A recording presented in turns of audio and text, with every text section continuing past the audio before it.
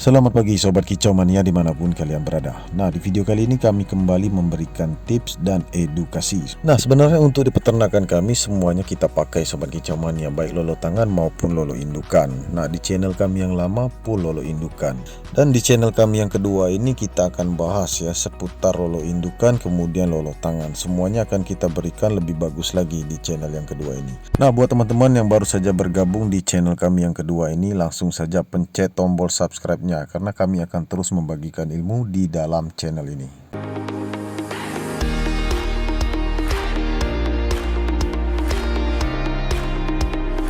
Nah, langsung saja kita masuk ke dalam kandang Sobat Kicau Mania. Tadi kita sudah melihat stok di luar, sekarang kita akan lihat stok di dalam kandang kita.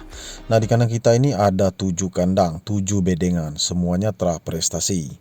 Nah, apabila kalian sering melihat di konten kami yang lama, di channel kami yang lama, tentu kalian tahu terah yang ada di kandang kami ini. Nah, semuanya telah prestasi. Nah, untuk Sobat Kicau Mania yang baru saya bergabung, tidak usah khawatir Sobat Kicau Mania, karena di sini juga akan kami jelaskan ya buat teman-teman yang ingin pesan, kemudian ada yang chat WA kemarin, juga ada yang sudah transfer ya. Tinggal kita berangkatkan di bulan Oktober, akhir Oktober ini ya. Setelah ini ada juga pemesanan di kios-kios kecil di Jakarta. Kita akan ngisi trotolan praprestasi ke sana. Nah, kita langsung saja masuk ke inti video, langsung saja kita cek isi glodok ya Sobat Kicau Mania. Di sini ada 3 kandang praprestasi yang serentak bertelur, mengeram, kemudian menetasnya hampir serentak Sobat Kicau Mania, hanya selisih hari. Nah, sudah ada 2 kandang yang sudah turun glodok. Nah, kemudian kita akan cek ya anakannya apakah sehat. Nah, kemudian untuk di kandang kalian boleh lihat-lihat di sini Sobat Kicau Mania. Kandang kita ini sederhana saja ya, ukurannya tidak terlalu besar. Nah, kemudian kalau untuk lantai bagian dasar alasnya itu kita tidak lapisi lagi pakai pasir atau tanah. Nah, kemudian kalau untuk pola makan di sini kita hanya pakai jangkrik kalau sudah dilolo indukan ketika turun glodok. Nah, jangkrik itu kita berikan asupan seperti aneka pur, itu sudah cukup. Nah, kalau untuk kalian yang belum tahu asupan-asupan vitamin, kalian bisa cek saja di playlist kami, semuanya ada di sana. Nah, untuk yang di hadapan kita ini Sobat Kicau Mania, ini adalah terah B2 kali B3 kami menyebutnya. Karena untuk terah B2 kali B3 yang kita pakai ini murni anakan kita sendiri ya. Ini generasi kedua. Nah, generasi kedua ini sudah banyak moncer di lapangan. Nah, untuk yang dari pihak betina itu sudah banyak juga moncer di lapangan. Jadi anakannya ini murni terah prestasi dari kedua indukan. Nah, untuk kakek neneknya sebelumnya ya di Pan BF1 di kandang kita yang pertama ya, gen pertama B2 itu memang pisah-pisah kandangnya dulu. Nah, B2 itu asli hutan Sobat Kicau Mania, asli hutan Bengkulu Utara, disilangkan dengan murai batu Bengkulu Silangan Medan. Ya, itu untuk terah B2. Sedangkan terah B3 itu silangan ya, Medan Aceh, itu disilang dengan Bengkulu. Dapatlah gen dari B3 kita menyebutnya. B3 itu juga punya generasi di bawahnya. Nah, generasi di bawahnya ini sudah banyak moncer di Latber, di Latpres hingga event cup. Sudah banyak laporan masuk ke kami. Nah, oleh karena itu di penangkaran kami yang kedua ini sudah banyak sekali mereka yang mengenal apa itu istilah kandang B2 dan B3. Nah, sekarang ini bukan lagi nama kandang Sobat Kicau Mania, melainkan nama gen khusus di peternakan kami. Jadi rata-rata di sini kita pakai gen B2 dan B3. Nah, itulah penjelasannya. Semuanya di sini terah prestasi. Nah, kandang B2 dan B3 tidak hanya 1 atau 2 kandang, melainkan di sini ada 3 kandang. Nah, untuk kandang B3 ada sekitar 3 kandang juga. Jadi semuanya ini hampir full terah B2 dan B3. Namun yang kita gonta-ganti kadang-kadang pejantannya, karena pejantannya kita ambil dari lapangan, pejantan prestasi. Nah, sehingga anakannya kita harapkan bisa berprestasi seperti bapaknya atau seperti pejantan tersebut. Nah, Sobat Kicau Mania, itu penjelasan yang pertama. Kemudian kita akan jelaskan yang kedua. Nah, penjelasan yang kedua ini berkaitan juga dengan pertanyaan Sobat Kicau. Om, untuk terah di kandang Om itu sebenarnya terah dari indukan mana? Nah, kita akan sebutkan di sini memang rata-rata Medan kali Utara. Semuanya terah prestasi, yaitu tadi kita sebutkan kandang B2 dan B3. Itu awal peternakan kami yang pertama. Sekarang ini di peternakan kami yang kedua, ya 7 kandang ini sudah memakai terah B2 dan B3. Artinya murni anakan kita sendiri kita ternakkan lagi Sobat Kicau Mania.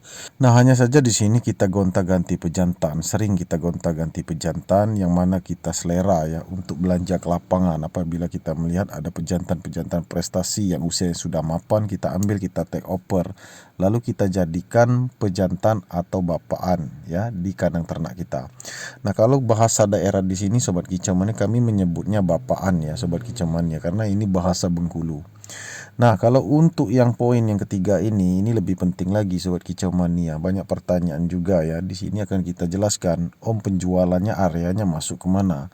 Nah, jadi untuk peternakan kita area penjualan itu mencakup ya dalam kota, luar kota, dan juga luar pulau. Nah, dalam kota ini ya masih seputar lingkaran kota Bengkulu. Nah, itu dalam kota. Nah, dikarenakan kita ini di Bengkulu Tengah sudah mencakup dalam kota.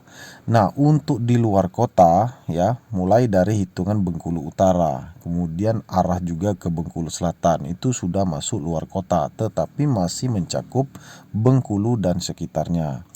Nah, tidak hanya sebatas itu Sobat Kicau Mania, kita juga menjual sampai keluar kota, yaitu ke Lampung, kemudian ke Jambi, Medan, Padang, kemudian untuk area sampai ke Pulau Jawa. Area Pulau Jawa ini juga kita batasi hanya daerah Jakarta, Jabodetabek, Jateng, dan Jatim.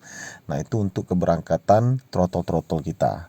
Nah, saat ini kita keterbatasan supir karena kita melalui jalur darat.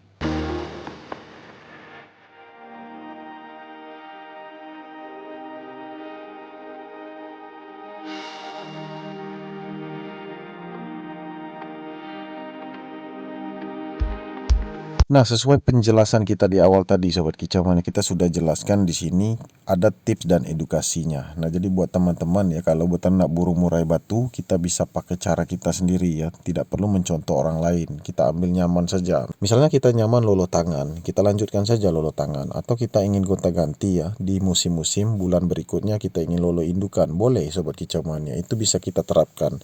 Jadi sama seperti yang kami lakukan, kami lolo tangan kemudian lolo indukan, semuanya bisa. Ya, kita ambil contoh di kandang satu misalnya. Kandang satu ini kita bisa lolo tangan, bisa juga lolo indukan. Kandang dua juga begitu, besoknya lolo indukan, besoknya lagi lolo tangan.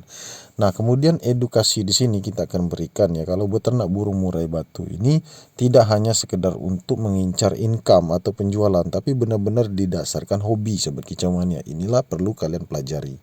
Nah, kemudian lanjut ya Sobat Kicau Mania, untuk tips pola makan kalian bisa cek di playlist kami. Sebenarnya pola makan itu banyak, tetapi kalau untuk di lolo indukan, pola makan ini agak sedikit berbeda karena kita ingin meredam birahinya.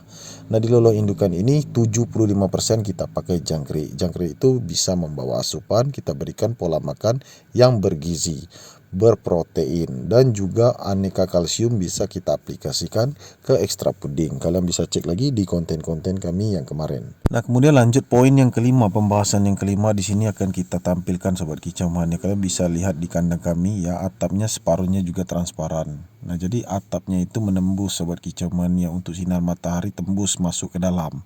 Jadi tidak terlalu lembab, tidak terlalu kering. Nah, itu kalau untuk di lolo indukan perlu seperti itu. Nah, kenapa kami sampaikan perlu seperti itu ya? Bagus untuk indukan dan juga trotolan, mereka juga aktif berjemur Sobat Kicau Mania. Dan ketika di musim seperti sekarang ini, musim dingin, musim hujan ya, ketika sinar matahari itu tembus ya masuk ke kandang, untuk suasana di kandang itu suhunya tidak terlalu dingin Sobat Kicau Mania, jadi netral saja. Kemudian untuk suasananya Sobat Kicau Mania, suasana di kandang ini memang suasananya bertempur pokal ya, karena pejantan-pejantan yang kita pakai ini murni pejantan tangguh ya, pejantan di lapangan, pejantan prestasi. Sudah banyak cetak anakan prestasi ya, jadi trotol-trotol ini kakak-kakaknya rata-rata berprestasi Sobat Kicau Mania, dan juga gen dari pihak ibunya, dari pihak bapaknya ini sudah banyak juga yang berprestasi. Nah, jadi buat teman-teman Sobat Kicau yang ingin pesan, silakan langsung chat ke WA kami Sobat Kicau Mania. Nomor WA kami adalah 0823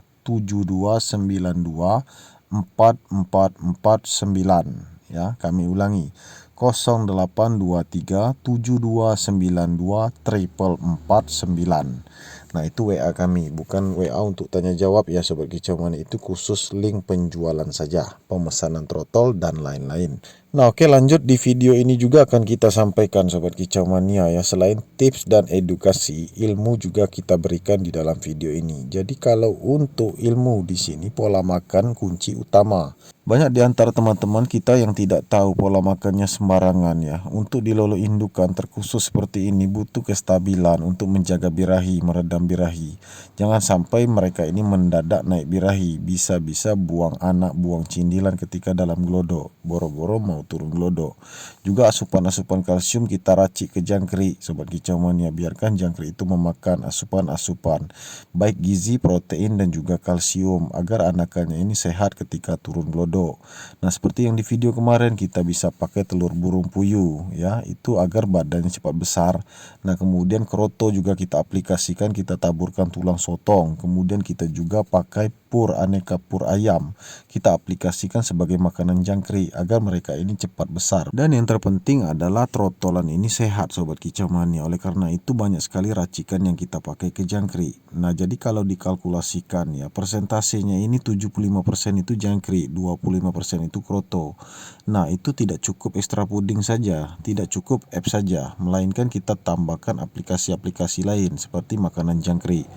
Nah untuk makanan jangkrik kita bisa pakai tepung mineral untuk kalsiumnya Sobat Kicau Mania, juga bagus untuk indukan agar dia cepat bertelur lagi, cangkang telurnya bagus, tidak lembek dan tidak egg binding.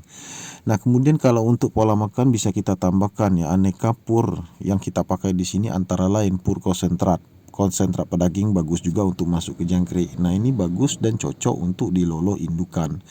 Nah kemudian kita pakai pur 611, pur 612. Nah itu juga bagus Sobat Kicau Mania untuk makanan jangkrik. Nah sedangkan kroto kita bisa aplikasikan, bisa kita aduk juga kroto itu dengan telur burung puyuh. Nah telur burung puyuh diaduk dengan kroto, boleh juga ditambah dengan bubuk tulang sotong Sobat Kicau Mania, itu boleh. Nah kemudian biasanya juga kita taburkan dengan konsentrat petelur atau konsentrat pedaging, bisa kita haluskan lagi, blender juga lebih bagus. Kemudian bisa kita haluskan juga dari cangkang telur ya, cangkang telur burung puyuh, kemudian telur ayam, telur bebek. Nah itu bisa kita blender, kita jadikan tepung, kita bisa taburkan ke kroto, itu juga bagus. Nah kemudian kalau aplikasi tambahan yang lain, tepung mineral itu juga bagus, kita aduk-aduk dengan kroto, kemudian konsentrat pedaging, dan juga kita bisa aduk dengan tepung mineral. Nah kemudian untuk pola makan seperti ini bisa kita berikan pada saat turun gelodok seperti ini Sobat Kicau Mania, untuk menjaga kestabilan dan juga anakan murai batu ini tetap sehat, terutama di musim dingin seperti sekarang ini, musim penghujan di bulan ini. Nah banyak sekali burung murai batu keluhan dari teman-teman ini ya, trotolan usia turun gelodok itu sudah kondisinya lemah, kurang fit. Nah itu dikarenakan pola makannya belum tentu tepat Sobat Kicau Mania. Kalau untuk di lolo indukan ini benar-benar harus kita buat takaran ya, antara pagi, siang dan sore itu kita bisa pakai jangkrik saja boleh Sobat Kicau Mania, tetapi jangkrik itu harus cukup asupan itu adalah asupan yang dibutuhkan oleh trotolan dan juga indukan. Nah seperti yang kita jelaskan tadi, banyak sekali pola makan racikan untuk jangkrik. Nah biasanya pemberian kroto itu 1 minggu sekali Sobat Kicau Mania, atau 1 minggu 2 kali dan 3 kali boleh untuk dilolo indukan seperti ini. Jadi lebih banyak itu dominan jangkrik, pagi, siang, sore. Pemberian kroto itu juga bisa di pagi hari, siang hari dan sore hari, itu bebas ya Sobat Kicau Mania. Jadi terserah pemberiannya baik di pagi hari, siang hari atau sore hari, tetapi harus konsisten pola makannya ini, tidak boleh kurang, tidak boleh berlebihan, agar indukannya ini stabil, tidak birahi. Apalagi di saat anakannya turun gelodok, itu harus dihindari, jangan sampai indukannya cepat naik birahi. Makanya kita sampaikan tadi Sobat Kicau Mania, hindari pemberian ulat hongkong yang banyak Sobat Kicau Mania, bukan berarti tidak boleh ya, harus ada takaran juga. Hindari pemberian ulat hongkong yang banyak, itu membahayakan sekali untuk dilolo indukan, karena apabila dia kepanasan, naik birahi, resikonya banyak ya, baik induk betina yang dibantai maupun cindilan di dalam gelodok, atau anakan turun gelodok seperti ini, pejantan ingin kawin sedangkan betina tidak akan fokus. Betina sedang asik untuk melolo anakannya, sedangkan pejantan mau kawin.